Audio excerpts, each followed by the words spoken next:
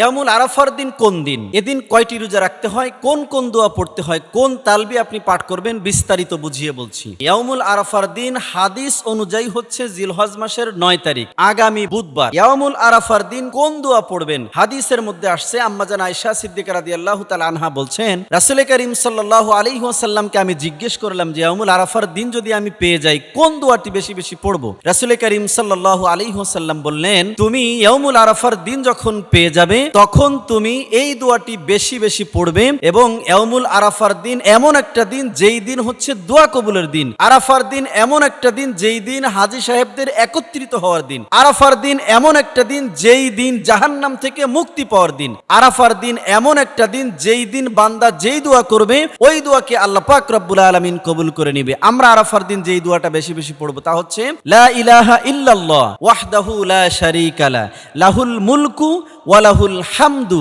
ওয়া হুয়া আলা কুল্লি শাইইন কাদির। আরাফার দিন উপলক্ষে যদি আপনি রোজা রাখতে চান তাহলে একটি রোজা রাখবেন, তা হচ্ছে বুধবার। আর যদি আপনি বেশি রোজা রাখতে চান তাহলে এই জিলহজ মাসের যে কয়টা রোজা আপনার জন্য সম্ভব এই কয়টা রোজা আপনি রাখতে পারেন। প্রত্যেক দিনের রোজার জন্য ভিন্ন ভিন্ন ফজিলত রয়েছে। আল্লাহ পাক রব্বুল আলামিন বলেছেন ওয়াল ফাজর ওয়া লায়ালিন আশরি, অর্থাৎ ফজরের কসম করেছেন এই ১০ রাত্রের। অতএব জিলহজ মাসের প্রত্যেকটা দিন আল্লাহ পাক রব্বুল আলামিনের কাছে গুরুত্বপূর্ণ। ৩৬৫ দিনের ৩৬৫টি রাতের মধ্যে শ্রেষ্ঠতম রাত হচ্ছে শবে কদরের রাত।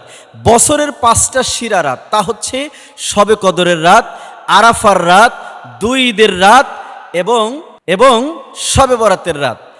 দিনের মধ্যে শ্রেষ্ঠতম দিন হচ্ছে ৫টা। ১ নাম্বার শবে কদরের দিন, ২ নাম্বার হচ্ছে ২ ঈদের ২ দিন, ৩ দিন হলো। আরাফার দিন ৪ দিন, আর একটা হচ্ছে আশুরার দিন। এই দিনগুলাতে আমরা বেশি বেশি আমল করবো ইনশাআল্লাহ।